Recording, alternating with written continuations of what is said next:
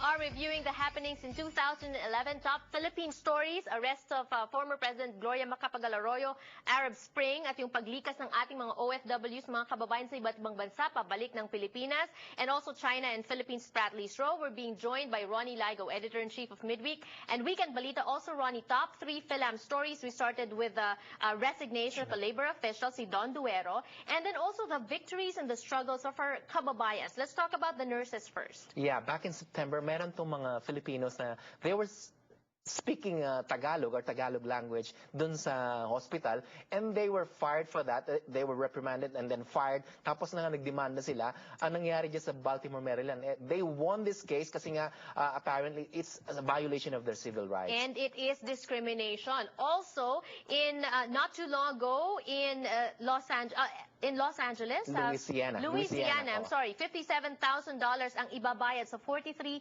Filipino teachers. Another victory for us. What happened in this case? Ito naman, gaya na banggit natin, ito, biniktima rin sila ng mga Filipinos din na recruiters sa ating bayan, ano?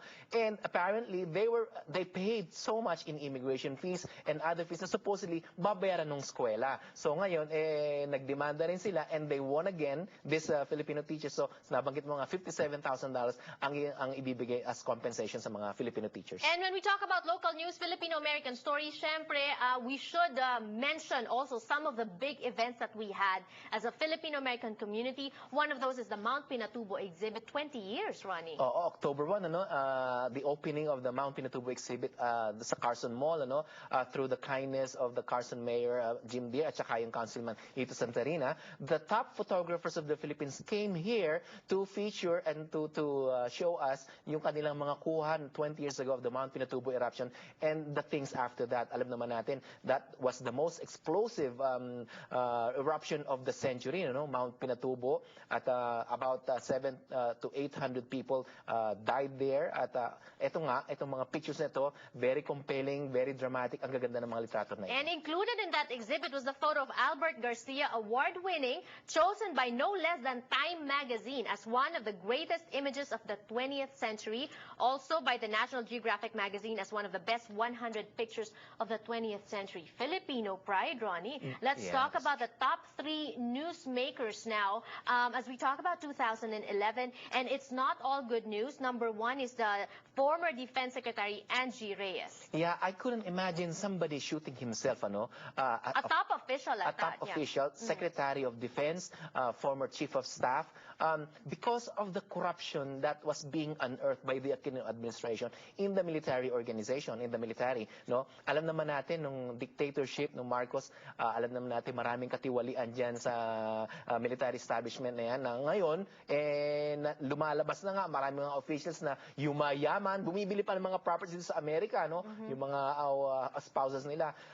Eto ngayon, mukhang darating na nga mismo kay Secretary Reyes, and he shot himself on February 7, 2011. Sa puntod ng kanyang nanay, at sinasabi niya na parang kesa magsalita siya ng mga alam niya, at ilaglag naman niya yung mga kasamahan niya. Baka pati siya. Baka pati siya, baka malagay sa alanganin ng kanyang pamilya, mas minabuti niya na bawiin ang kanyang sariling buhay. That's true. And the last time an official shot himself was way back in 1987, din dating Finance Secretary Jaime Ongpin. Oo. May pagkakatulad ba ang mga sitwasyon? Si Jaime Ongpin nun kasi tinanggal siya sa pagiging secretary, so medyo na-depress siya. Yun, ito naman, mas malala ito dahil corruption in the, being unearthed, and then, yun na nga. And I think, speaking of corruption, top second newsmaker of 2011, ito pa rin si dating Pangulong Gloria Macapagal-Arroyo. Yeah, who recently, kinuha siya ng litrato, tinanggal pa nga yung brace niya, pinakita niya yung opera niya.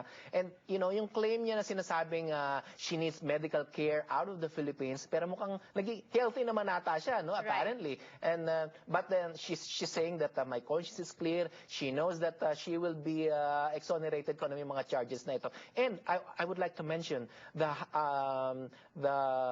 the Chief Justice is now also being in this issue yung na ito. isa sa At kanyang mga baka- midnight appointee. That's true. At Oo. mukhang magkakaroon din ng tayo pag-usapan natin yan. Later na, I'm pretty sure kung talaga may impeach itong Chief Justice na ito. Alright. And isa naman sa mga tumutugis, kumbaga, dito kay Pangulong Gloria Macapagal-Arroyo, ay yung Pangulo na natin ngayon na si Noynoy Aquino na he remains steadfast sa kanyang conviction na linisin ang administrasyon, linisin ang Pilipinas of corruption. That's true, no? Isipin mo, military establishment, nililinis. Ngayon, umabot na dating Pangulo ng Pilipinas. Tingnan natin kung gaano ka talagang katibay itong si Presidente Noynoy Aquino in his commitment that he will rid the Philippines or at least minimize corruption in the government. Alam naman natin na talagang uuwi pa lang tayo sa Pilipinas noon. Magbibigay tayo ng kung ano, panlagay natin para makalusot tayo ng maigi. No? Right. Sana tanggalin na natin lahat yan. Mawala sana. I said this before, I'd say it again, maraming nagrereklamo, marami pa rin daw hindi kumakain sa Pilipinas, marami pa rin mahirap. Sana raw yun ang pagtuunan ng pansin ng ating Pangulo ngayon. But you know what? I said before, itong kanyang plataforma, linisin ang Pilipinas. And I think kung yan lang ang matupad niya sa kanyang administration, I think he'd be a successful president, a very good legacy to leave dahil sa Pilipinas. Dahil we've been living in corruption for so many years. Ang sabi niya, nung siya tumatakbo, walang mahirap kung walang corruption. Maalala mo yan. Ayan. Kaya uunahin natin ang paglinis ng korap para maiangat ang mga maihirap sa Pilipinas. We're going to be talking about moving forward 2012 and we'll introduce a brand new newspaper, Philippine American Connection, to you when we return on the show. Don't go away.